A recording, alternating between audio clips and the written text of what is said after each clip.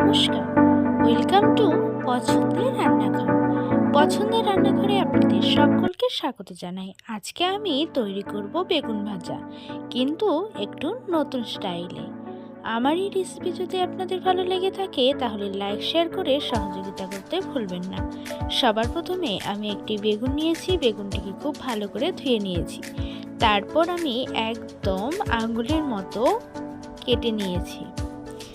তারপর আমি একটি ব্যাটার তৈরি করে নেব। সেজন্য একটি মিক্সিং বোলে আমি দিয়ে দিলাম পরিমাণ মতো বেসন, দিয়ে দিচ্ছি চালের গুঁড়ো, দিয়ে দেব পরিমাণ মতো সুজি, সামান্য পরিমাণে ময়দা, হলুদ, লবণ, খাবার সোডা, লঙ্কা গুঁড়ো আর কালো জিরে। এবার জল দিয়ে এগুলিকে খুব ভালো করে মেখে নিতে হবে। আস্তে আস্তে জল দিতে হবে, বেশি জল দিলে নরম হয়ে যাবে আর ব্যাটারটি একদম নরম হয়ে গেলে ফুলবে না। দেখুন আপনারা কিভাবে বুঝবেন ব্যাটারটি ঠিক হয়েছে কিনা। একটি আঙুল ডোবালে হাতে লেগে থাকবে ব্যাটারটি, তখনই আপনারা বুঝতে পারবেন যে ব্যাটারটি ঠিকঠাক হয়েছে। তারপর আমি সেই বেগুনটা নিয়ে খুব ভালো করে মেখে নিচ্ছি।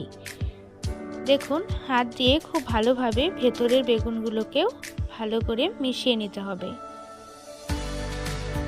আমি খুব ভালো করে মিশিয়ে নিয়েছি।